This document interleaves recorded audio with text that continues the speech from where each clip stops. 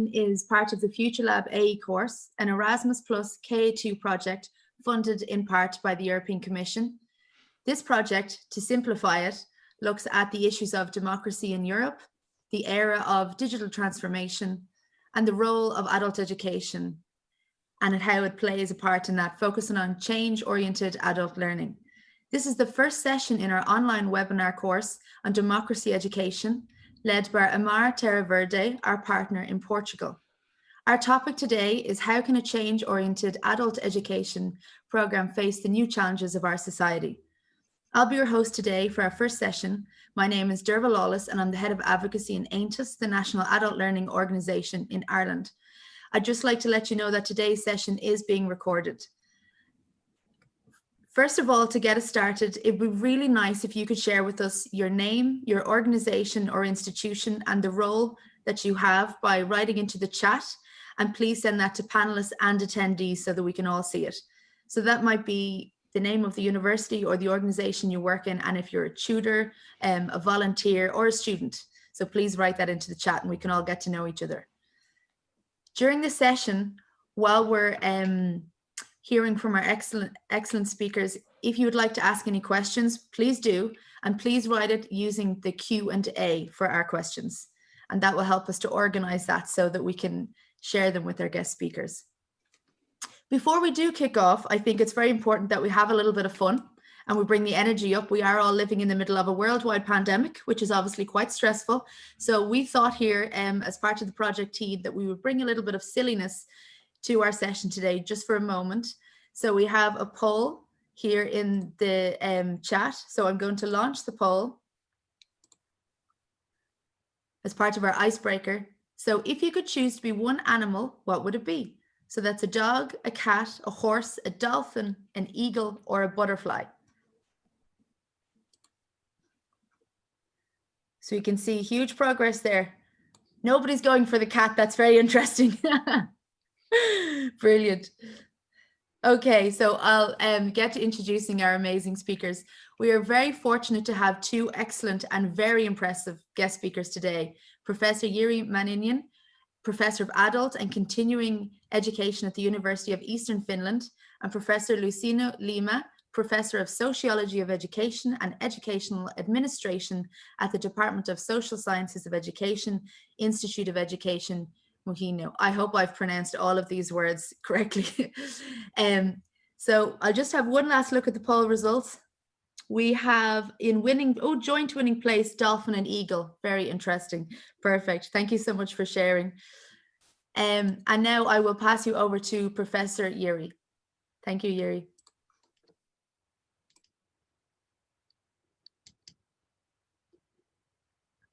Okay, thank you.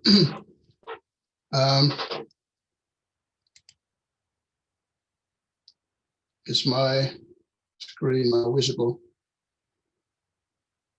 Yep, everything's working perfectly.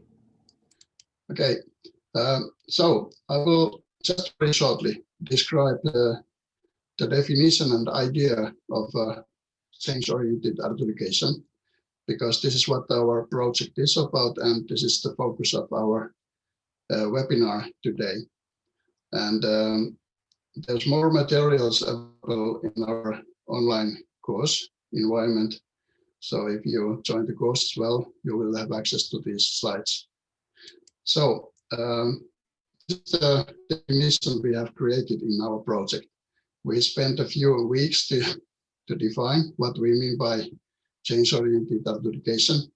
And I'm not going to read it word by word, but have a look at the red words. And this is a kind of words and terms which are usually recognizable when you read the different descriptions of change-oriented adult education programs or courses. So if you see the words like change, transformation, awareness, empowerment, thinking, participation, conscious, action, democratic, equal, ethical, even resistance, you can say that, okay, this sounds like a change-oriented activity. So this is what we are talking about, something which creates a transformation and awareness either in individual lives or in communities or in society in general.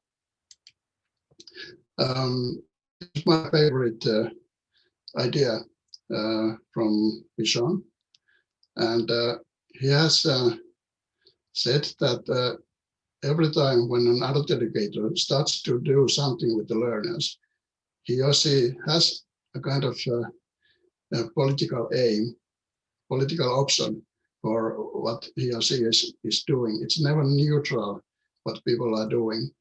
And if the trainers or the planners of the training activities are not thinking about what they are doing, they usually end up to maintain and conserve the traditional ordering of the society, however unjust or unequal it may be.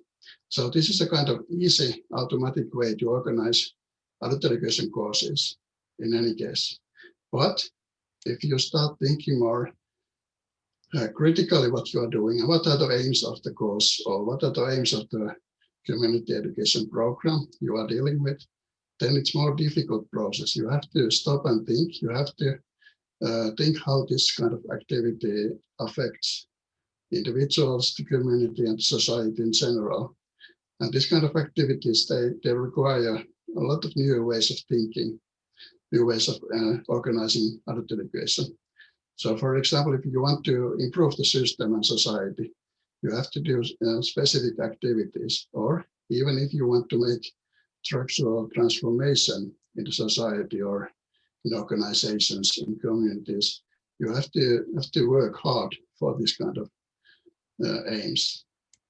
For example, if we talk about democracy, as in this webinar, these activities could be something like this, that we organize courses where we train people to be active voters, give them practical skills, how to vote, how to register as a voter if you are living in the USA, and so on. These are practical skills you need, and you activate people to give their vote so that they can, the policymakers and the politicians can get a justification for them to stay in power, usually. And if you want to improve the society somehow, you could organize courses where people learn to recognize populism and fake news and become more reflective voters. So perhaps in the future, better politicians are selected for the government. I have one historical example. Quite many of you may know this Nordic folk building system. It was a non-formal education system where common people were learning, first of all, to read and write, but also to become active democratic citizens of a new society, which is now ended to Nordic democratic welfare states. And if we talk about structural transformation, we can even organize some courses where people become so-called transformative citizens, which are active on changing the society in a more radical way, not necessarily in violent ways, but by passive resistance and so on. Very good historical examples are, for example, this civil rights movement in the USA.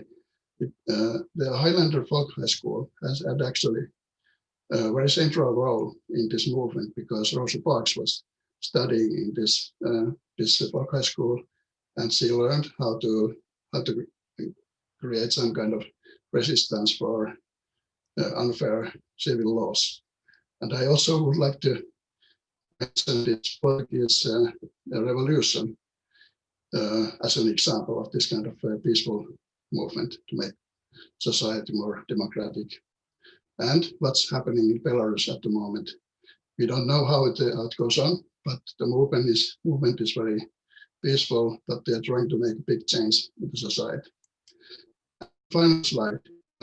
It's interesting because if you think, for example, the Belarus, it's not possible that the state starts to organize adult education programs where these citizens who are asking for democratic society could learn new things, how to do it, because the state has to protect itself. So this is interesting because these more radical movements and adult learning activities take outside of the state control. And there has to be some kind of marginal groups, people, activists who try to organize this kind of activities. So this was just my short presentation, and I would like to hear what Licínio says about this topic. Thank you. Thank you so much, Jyri. That was excellent. We shall pass you over to Licínio Lima, please. Okay, thank you. I'm sharing. Can you see it now? Okay, that's good. Okay, hello everybody. My name is Licínio Lima. Greetings from Braga, Portugal. Thank you very much for the invitation. It is a great pleasure to cooperate again with EAA activities. I've done that in the past, and it is also a great pleasure to cooperate with Jyri again. I think that we have been doing that for the last 20 or 25 years, so we are not new in this kind of cooperation. And my presentation will be somehow similar and complementary to what Jyri's presentation and words. And let me tell you that it is very nice for me to try and to talk a little bit about adult education and change, for the change, I would say. Because in my opinion, for the last one decade and a half, we've been much concentrated on adaptation to the economy, to the digital transition, to competitiveness, etc., etc. And I think that if we do not link in a very close way adult education and change and transformation, actually we lose our ground, because that particular way of dealing with adult education from a humanistic, democratic point of view will disappear. And so I will try to interpret the topic change-oriented adult education through some questions and statements. One would be change, what kind of change are we talking about? And I would like to let me see if I can change this. Okay. I would start stating this very basic idea. Most of the times, in my opinion, during the last years, we've been much concentrated on change as a functional adaptation to the world. So we have to change to adapt to the world. We have to change, otherwise there's no hope for us. We are talking about individual change, about the idea of change or perish. There's no hope for you. We will not cope with the situation. Change as individual optimization. You must improve. You must be better than the others in order to compete. And then we try to naturalize the social world. The social world is there, the economy is there, the digital revolution, what is needed for us to cope with this risk society, according to Bex and other authors. And so we have a naive conception of the social world, or a very ideological one. So the world is like it is, and we must adapt to it. So we forgot that the world is a social construction, that we social actors, individually and collectively, we are the constructors of the world. So we tend to talk more and more about qualifications and competencies to compete, and a sort of pedagogy against the other. So adult education, pedagogics in general, would be a sort of weapon, specially prepared to arm us, to strengthen us against the others. We lose the solidarity, the capacity of talking with each other, dialogical pedagogics, etc., which is in the heart of our tradition in adult education, at least in humanistic terms. And we keep on looking for individual solutions for structural problems, and that is impossible. I mean, we have a play to role, of course, in individual terms, but problems are so big and complex that we must join together and act collectively. So change will change. Don't forget that change can be for better, but change can be for worse. And many times we change just a few things so that the system may remain unchanged. There are many institutions which in a way are specialized in this kind of tricky job, change small things so that the system won't change. So I would conclude that change is not a good or bad thing in itself.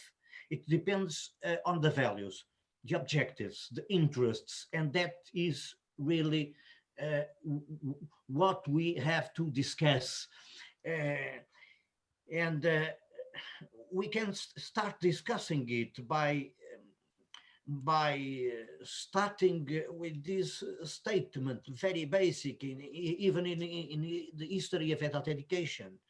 As in education change, and as in education in itself, change cannot be neutral. So education is not neutral. Jyri said that already, and change cannot be neutral.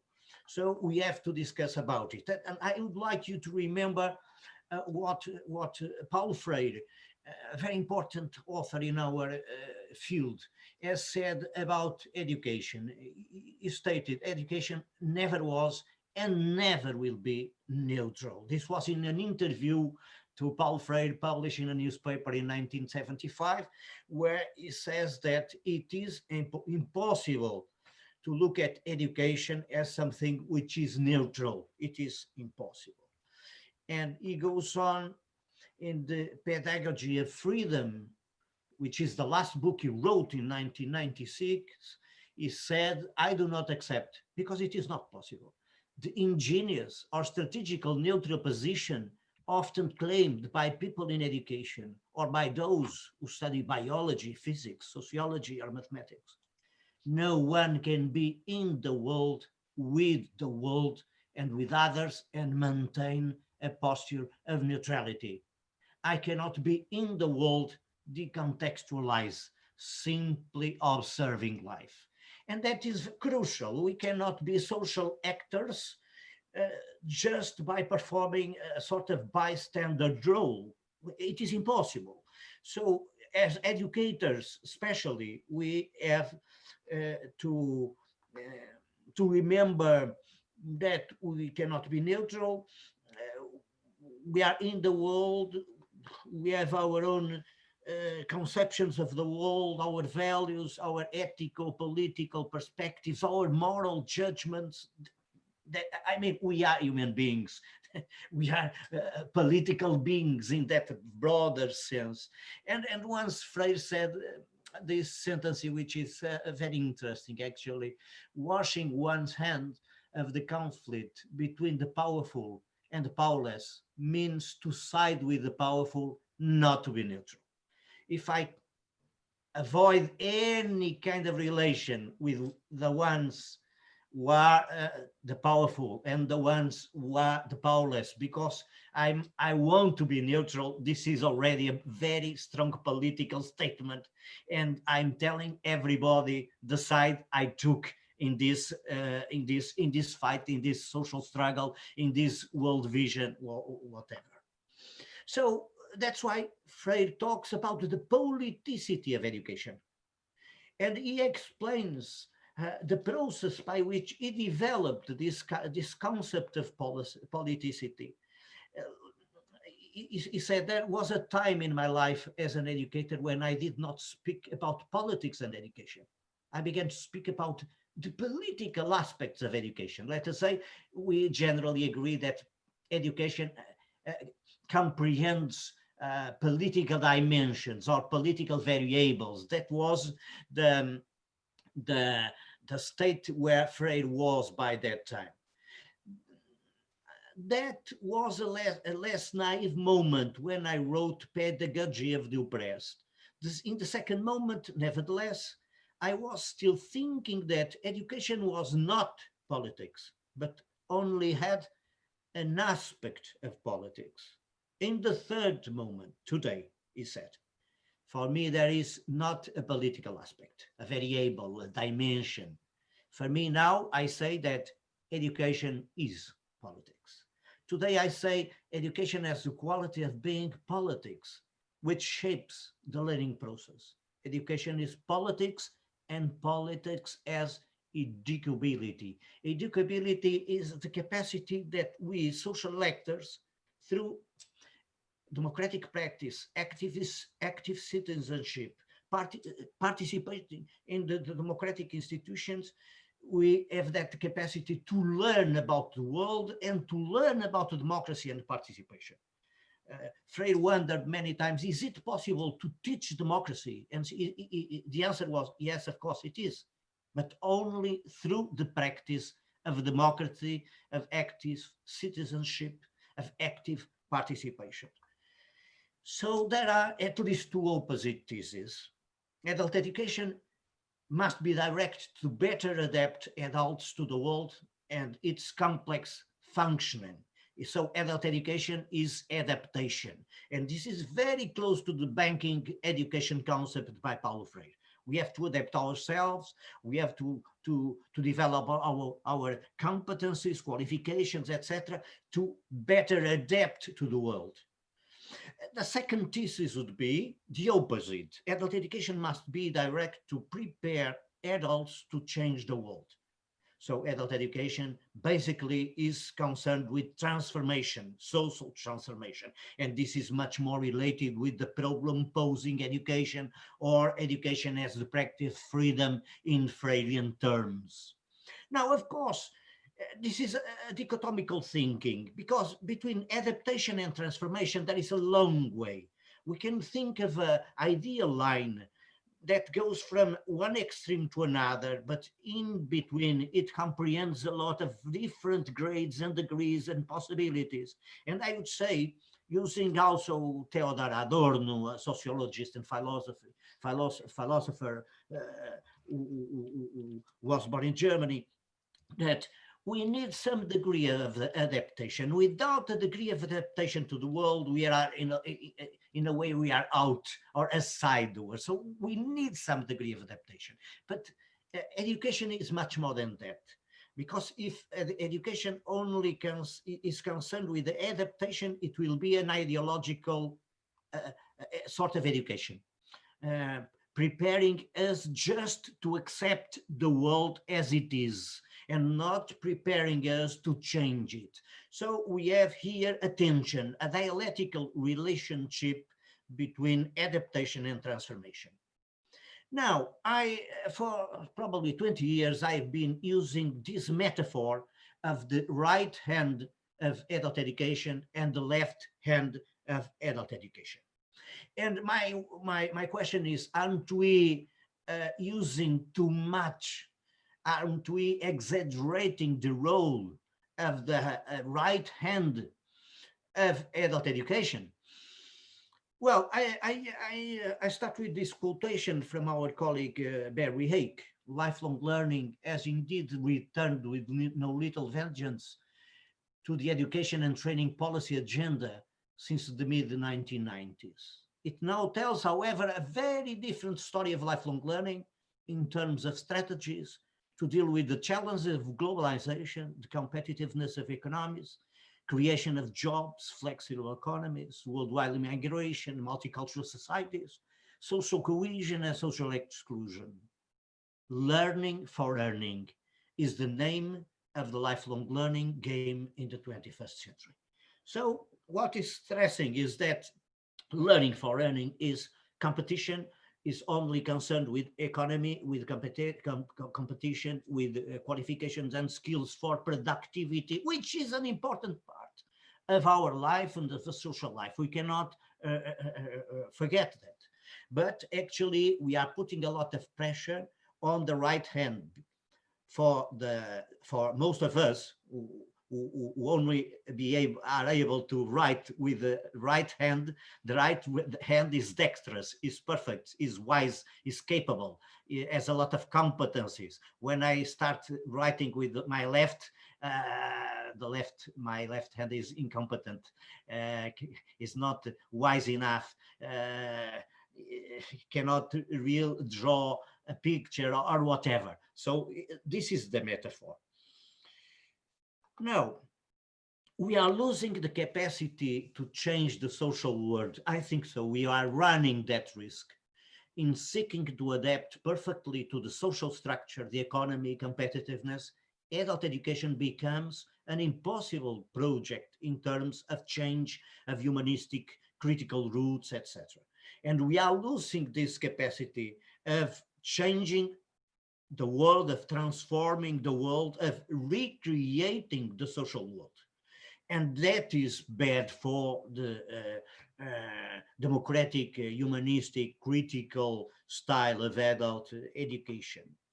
So the right hand of adult education, which is based on the idea of learning for earning, is much related with acquiring skills that will enable the learner to work harder, faster, and smarter, and as such enable their employer to better compete in the global economy. This was written by Bouchier in 1998.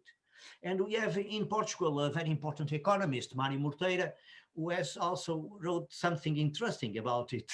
The new worker would be a kind of lonely cowboy or cowgirl, the typical hero of the North American Western, now riding with his or her learning through a wide space of knowledge where he or she is more unprotected, but also more liberated and left to act on his own initiative. In the end, we can be completely alone, and that is a problem. Now, why am I using this metaphor? The tension, the contradiction, the dialectical way of dealing with the right and the left hand. I went to a poem by João Cabral de Melo Neto.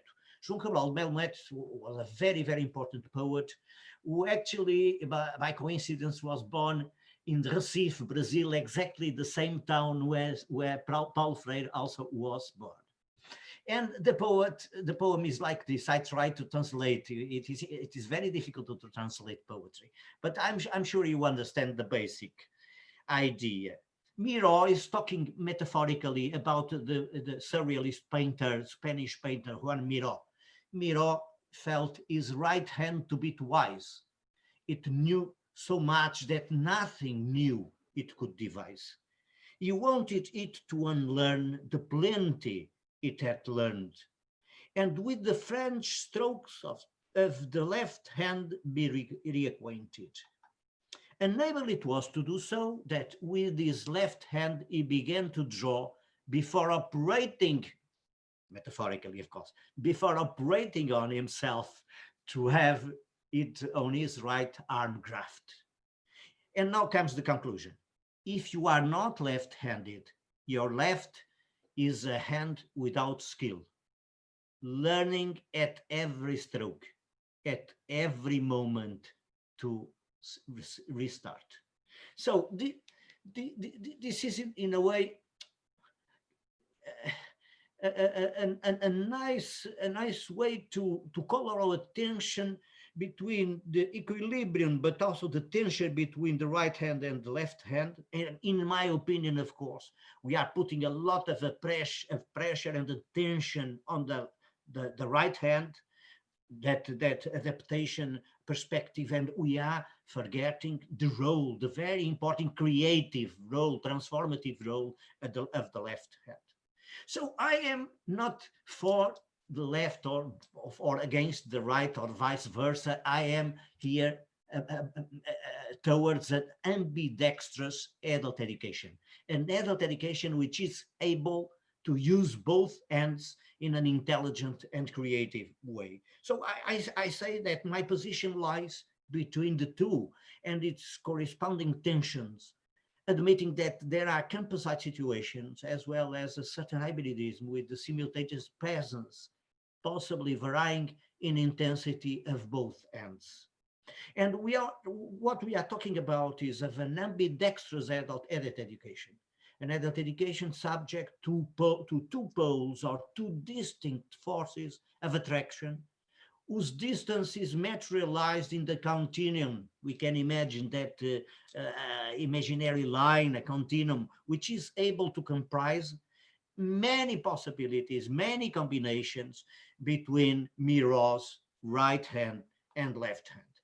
So it is therefore able to recollate, you can see here the line and the two hands, and integrate different types of knowledge and to benefit from the tensions between the skillfulness of a right hand, which might just as easily turn into a routine pattern of adjustment and drilling, and the left hand, which clumsily and rather unskillfully deals with apparently less focused tasks.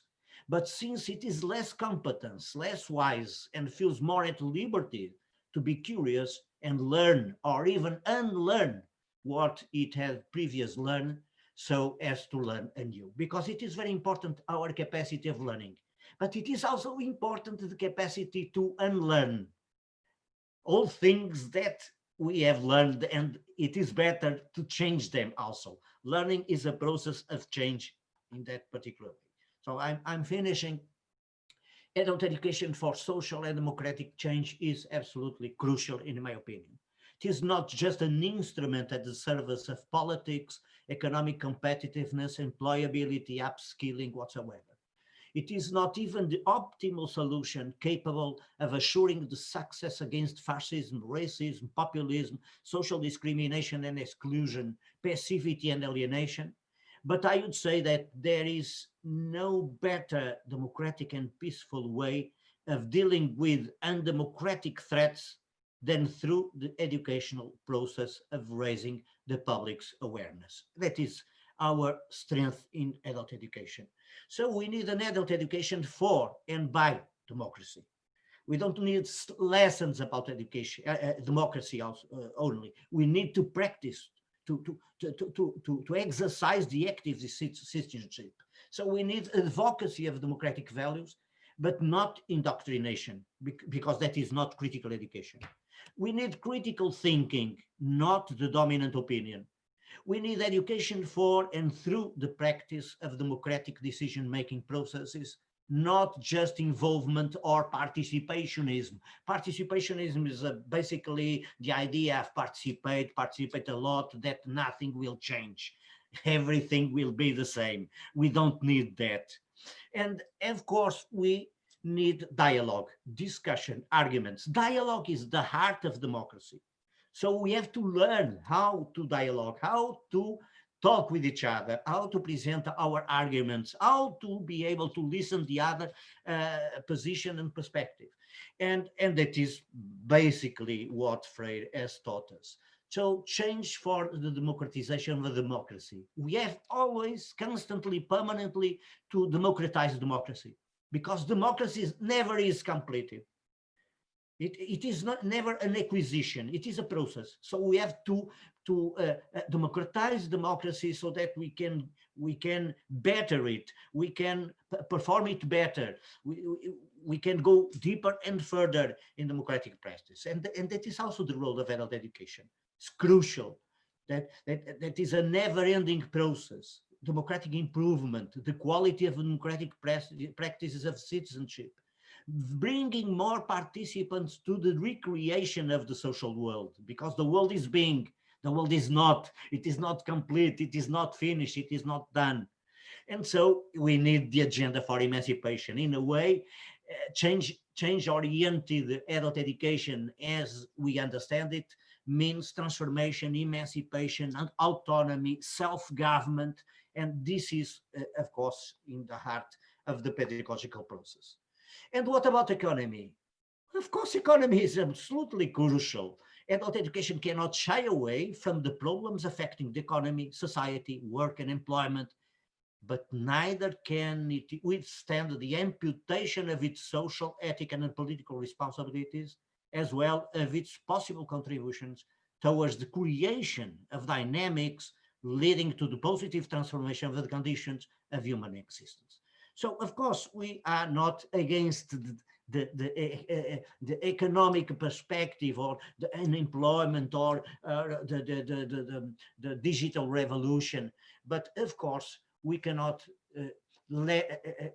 dare to let the right hand of adult education completely dominate the situation, risking that adult education is transforming itself in a small chapter of human resources management. And we don't want that. We don't to that adult education keeps on being educational. Otherwise, it is not education anymore. So my final question to the debate: aren't we forgetting the importance of adult education left hand in this perspective? Thank you so much for your attention. Thank you so much, Professor Lima. That was excellent, really informative and very engaging. And I always love when someone uses poetry in an educational context. I think it really ignites our fire and our passion. It's really important. I know we have a question in the chat, so I'll dive into that first. And if anybody else would like to add their question, please do so. So our first question is, how can we improve democratic participation if our, and then in brackets, Portuguese, public policies and adult education are discontinued? Well, I think that democracies are supposed to deliver social and public policies, education policies for active participation. But remember that the state, the establishment, let us say, is not always so active and so good on doing that. And so I would say that that is, first of all, our responsibilities as educators, as students, as civil society movements, to actually engage ourselves in social movements and in participative processes through participatory action research, for instance, participatory research, participative methodologies, ways of dealing with so many problems, and self-government. I mean, I think that we start being too much dependent on the policies from the EU. Of course, they are important, of the guidelines of the EU and the national governments. Of course, we must demand that because we are dealing with democratic governments, but we have a role in civic society, inside schools, inside adult education centers, civic movements, and that is the only way to strengthen democracy, is practicing it everywhere, even in domestic terms. Remember that domestic life is the arena where democracy is more and more difficult. The relations between genders, the traditional roles of men, women, children, whatever. I mean, the cultural domestic life is extremely difficult to be changed. And we have in every public space, and also the domestic class, if it's becoming more and more a public space. Even law protects the domestic life and the rights of people in the domestic life. So we have to go in that direction. It's not easy. The only solution I know, which is not an easy solution, is participate actively through decision-making power. That is not participation as just following or being informed or being a bystander. No, it is to have a voice, to speak that voice, and to make a difference. Sometimes we lose many times, probably most of the times. Sometimes we win, but in the end, we always win because we were there fighting for our convictions, purposes, interests, whatever. That is the only way to exercise democracy. And democracy, let me tell you, democracy is like a bicycle. A bicycle is perfect, and it's a very nice means of the transportation, individual one, it's very beautiful. But a bike, when it is alone by itself, is nothing. It falls down. So to use a bicycle has some utility when one is doing the right movement and the necessary equilibrium for. It is like democracy. We must do the right movement in democracy. We must exercise our legs and our body, as in the bicycle, so that democracy can go on. Because democracy by itself, only by formal rules, formal institutions, will fall. It's falling. That's why we are talking about populism, illiberal democracy, post-democracy, etc., etc. That's so interesting. And it leads back to, I love the metaphor of the bicycle. That's perfect. I was going to ask myself about how we might influence adult education policy to be able to create that change. But I think you've probably already answered part of that, Licínio, talking about the bicycle and the fact that we have to be very active on the ground, the importance of grassroots education and change-oriented education. And there's so many things you said there. It was really interesting. We have another question, so I'll ask you that. And Jyri, please come in as well if you'd like to. Can the right hand and the left hand coexist in the same course? And if so, do you have any examples of that? Yes, of course. I myself, I try to do it because even in master courses and PhD courses, we need the right hand, because the right hand is the tradition. The right hand is the most important authors and schools of thought and the established scientific perspectives of the past, which are absolutely indispensable. I mean, I cannot be creative without knowing the established theories of the past. I mean, no one creates nothing new from nothing. I mean, we have to be actually basing ourselves in something. So there is a room for adaptation to the discipline, to the field, to the law of the country, to tradition of the country, of course, to the language. When one is learning our own language, when we are small kids, we learn by themselves. No one is really teaching us. We are actually adapting ourselves to a linguistic community. And that is extremely important. But at the same time, we are very creative. By that time, we stop being creative with language in primary schools, because the banking education, when it is strict, in a way, is a way to not let us be creative anymore. But listen to young children speaking; they are very creative. Sometimes they don't use grammar properly, but they have a special grammar of their own. They have an intrinsic grammar. They are learning. So I think that everywhere, in every social arena, we can think of this combination, this tension, because without the right hand, we would be aside. We would be not in this world. Or would be completely alienated. That is terrible. So we must know the traditional ideas, the good and bad ideas. That is a valid judgment that you can have, and then there is a floor to change it. The world is always a process. Human life is always a process, so we have to participate on it. That's our role. So for me, it's always important to try and to combine both things. Exactly, yeah. Sorry, Jyri put something in the chat there, so I'm going to call on him. He mentioned the possibility of using both feet as well, which I think is very interesting. So Jyri, if you'd like to comment on that.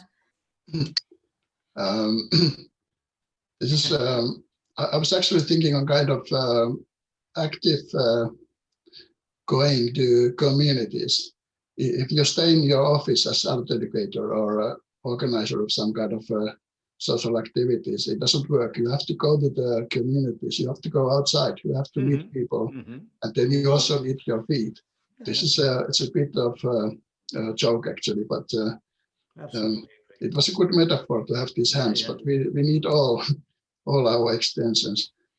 There's actually a very good question from Hani.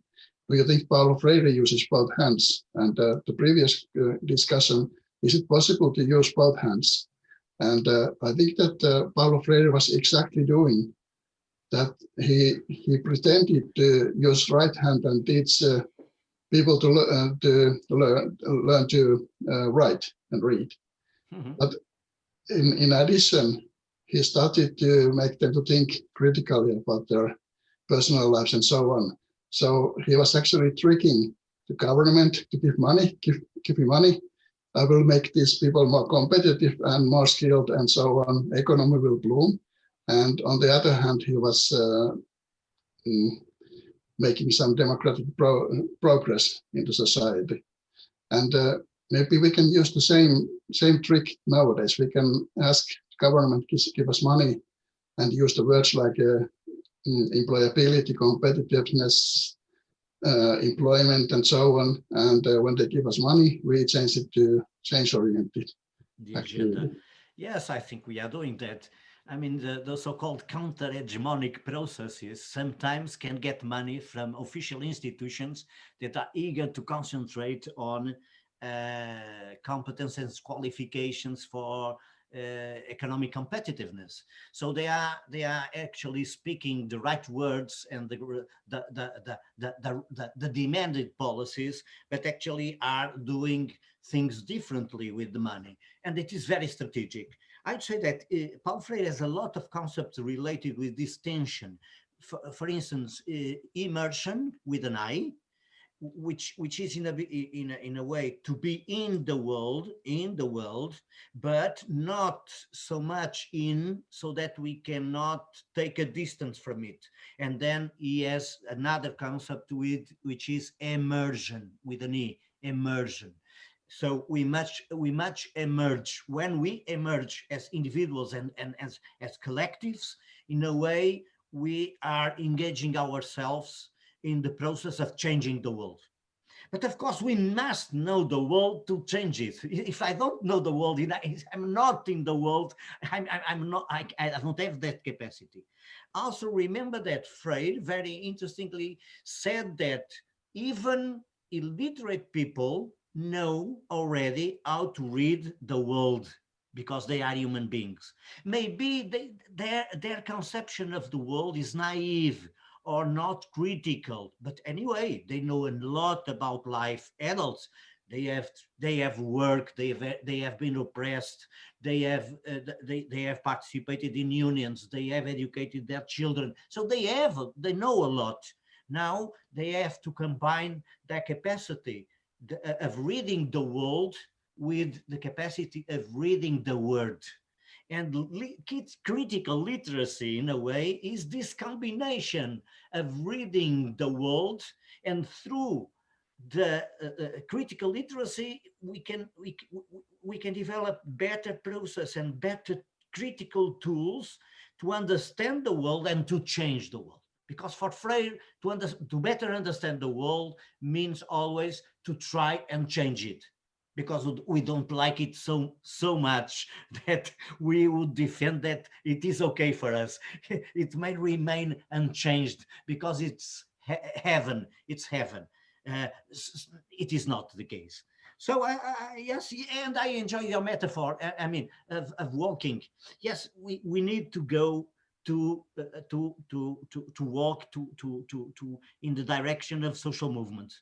Social movements are being very creative, much more than we in academia, I must say, I must confess.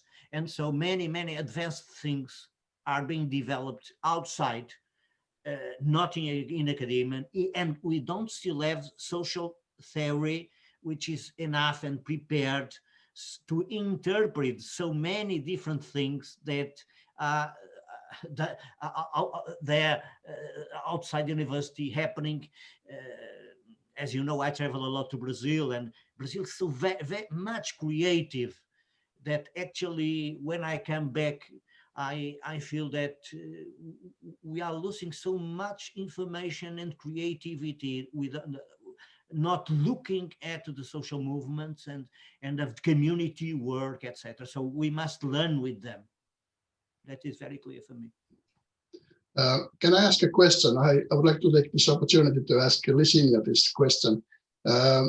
if you think about Belarus or maybe even USA, you can say that there are some problems with democracy at the moment. So what could an adult educator or adult education in general do for these countries to become more democratic?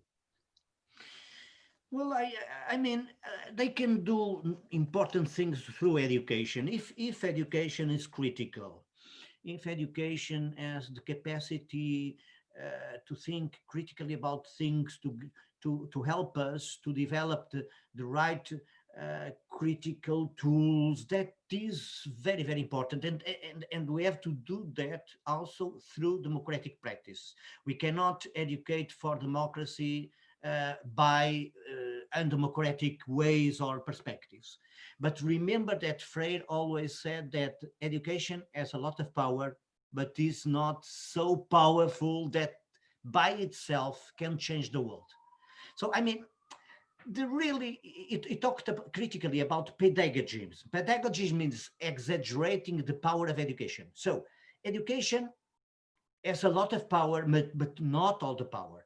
Education and didactics and pedagogics by themselves won't change the world. Now, he said, but the world won't probably change without the contribution of education. So again, we have a tension. Where I see that just now more pedagogism, that is the naive belief that education, qualifications, competence will change the world, is actually in the policy documents by EU, OECD, the World Bank, our national governments, that tell us that it all depends on us. I mean, the challenges are very big. The digital revolution is there. Employment is changing. So we must adapt to all of this, and through new competencies, through new abilities and skills. And I must tell you, as an educator, I don't believe on that, because we are forgetting the other soft abilities and the other political and civic capacities. That is, we are losing again the potential of the left hand of changing the world. So we are not supposed to follow the guidelines in a very obedient way, because we are social actors belonging to democracies. So if the future is open, it is not closed. Why must I follow that way, that line? If you read most of the policy documents by EU, it seems that EU knows the future by anticipation and tell us the way we must go and we must walk so that we achieve that particular future. I cannot accept it. If I accept it, I'm losing my critical capacity, I'm losing my citizenship, I'm being a subject, not a citizen. Actually, I'm alienating myself. So I think that's the role of adult education, to discuss these kind of things and even coming to an agreement with you, nothing again, but after social inquiry, after discussing it, after thinking about it critically.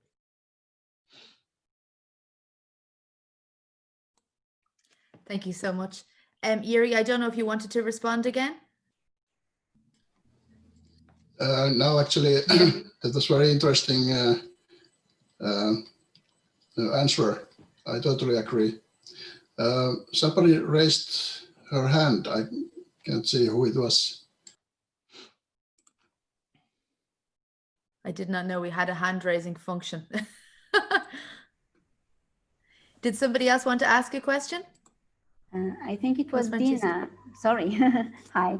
I think it was Dina who raised her hand. I don't know if she wants to talk, to say something, to ask a question, perhaps. Perfect. Let's give us the voice. Just a moment. No, I can't find she said no, sorry. Okay. No problem, Dina. That's okay. You know, if I may add something, when some years ago EAEA invited me to present a speech in the opening session of the General Assembly in Brussels. Actually, I try to present some of these ideas under the main idea of adult education should be more dangerous. I don't want to provoke you too much, but but I feel that if adult education is so naive, so gentle, so obedient, so passive, so well behaved, we don't need that anymore. I mean, we need salt and pepper in adult education. We need. I mean, we need the capacity of criticizing things, being out of the box, of being engaged with new ideas, having capacity of actually fighting for ideas. And that was the past. If you look at the beginning of adult education, close to suffragist movement, working the unions and workers movements, and so, I mean, we lose, if we lose our history, if we lose our background, we transform ourselves in a methodology or even into a kind of medicine that a pill that you take so that you can perform better or solve the problems inside the box. You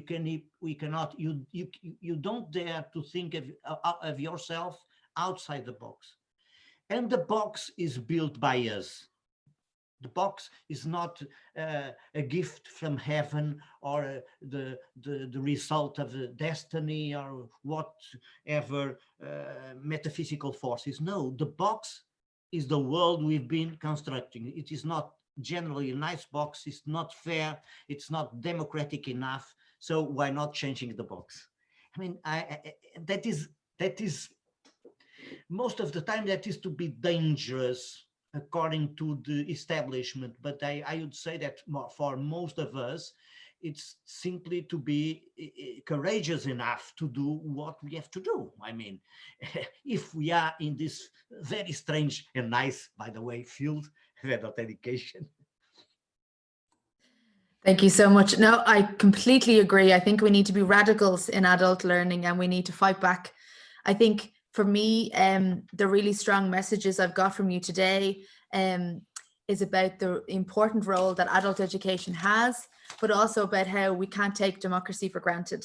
We need to be very active. We need to work in every single level, in every capacity, to understand that none of us are neutral players within this. And we need to get that fire in our stomach, as you say, I think, and get dangerous and fight back. I think we're at a very risky stage in democracy across Europe. And we all need to take responsibility for that and become very active and take our part. And as you said, education can bring people together. It allows us to have those discussions. And hopefully we can use that opportunity to influence policy, to fight back and to help people to become informed and aware. Thank you so much for your excellent presentation today, and the same to Jyri. They were absolutely brilliant. And I suppose to tell everybody to remember that the presentations will be available on the Moodle platform, that these discussions please and can and should continue on the platform, because obviously we've be a great amount of people. We've 28 participants present today, and I'm sure we'll have more who engage in other sessions too. And all of you have really valuable contributions to make as well. So please do share your comments and your experiences in that, and you can watch the recording again. It'll be available there. So don't know if Licínio or you or Jyri have one final comment to make. No, I personally want to thank for your patience. It was a big pleasure. We have to put on this topic of ours. We have to put on some cultural elements and some passion. Otherwise, we won't have the capacity to fight for our own ideals. And passion is, of course, really important in our field. I feel that. Definitely. Thank you. I also want to thank Licínio for a very interesting input, and our Portuguese team, which has organized this webinar, and for Derbel, did I? say it correctly. Derval, yeah, close enough. For sharing this session. So, and very interesting comments and questions on the chat and on the questions box. Thank you. Thank you so much, Jyri. Yeah, I think we're all very excited for next week already. This is just the first session. So thank you everybody for tuning in. Please do come back again next week, continue the conversations online. And once again, huge thanks to Professor Jyri Manninen and to Professor Licínio Lima, whose names obviously I'm probably not pronouncing correctly either. Oh, very good, very good.